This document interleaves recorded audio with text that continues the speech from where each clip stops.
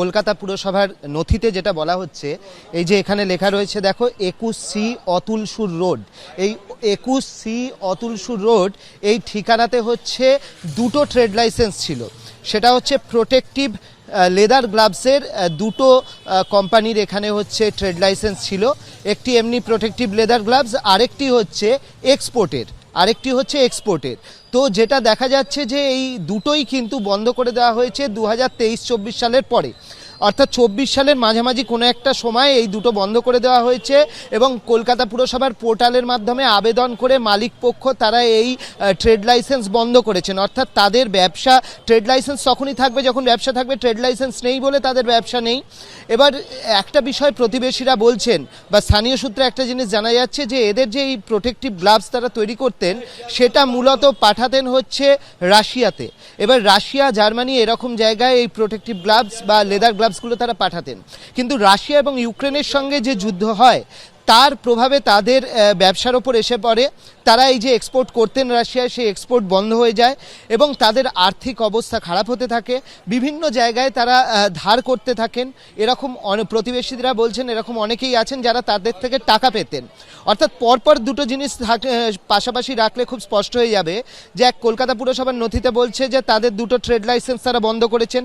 তার মধ্যে একটা ট্রেড লাইসেন্স ছিল হচ্ছে এক্সপোর্টের, এবং সেইটা তারা কেন বন্ধ করলেন? তাহলে দ্বিতীয় তত্ত্বটা সামনে চলে আসছে যে তাদের যে রাশিয়াতে তারা যে এক্সপোর্ট করতেন এই লেদার গ্লাভসগুলো, সেটা রাশিয়া এবং ইউক্রেনের যুদ্ধের কারণে সেটা পাঠাতে পারছিলেন না, বন্ধ হয়ে গিয়েছিল এবং সেইটা তাদের ব্যবসার ওপর পড়ছিল এবং সেই জায়গা থেকে তাদের কিন্তু ক্ষতির সম্মুখীন হচ্ছিল।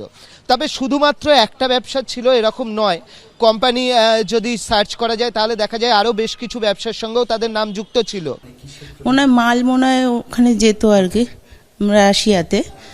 আমাকে একজন বললেন আর কি, ওদের বাড়িতে একজন আসতেন আমার পরিচিত, উনি বললেন বৌদি ওনাদের রাশিয়ায় জার্মানিতে ট্রান্সপোর্টে মাল যেত, সেখান থেকে মানে ও নিজেও সেও টাকা পায় ওনার থেকে, তার ভাইও মাল দিত, সেও প্রচুর টাকা পায়, মানে টাকা বাকি রেখে দিয়েছে, এখনো দেয়নি। খুবই খারাপ। মানে আমার ঘরে আজকে রান্না হয়নি জানেন তো, আমরা খাইনি, রান্না করতে সকালবেলাই তো হয়েছে, মানে সকালে জাস্ট ব্রেকফাস্টও করিনি, চা খেয়েছি। তারপরেই ফোন করছে আমার দেওর নিচে থেকে যে কি রে, এদের বাড়িতে নাকি সবাই মারা গেছে। পাশাপাশি থাকি, আমরা কিছু বুঝতেই পারিনি যে এরকম একটা ঘটনা ঘটে যাবে। না না না, কিছু দেখিনি। এবার দেখুন, সব ফ্যামিলিতেই কিছু না কিছু থাকে, কে কার ব্যাপারে মাথা গলাচ্ছে।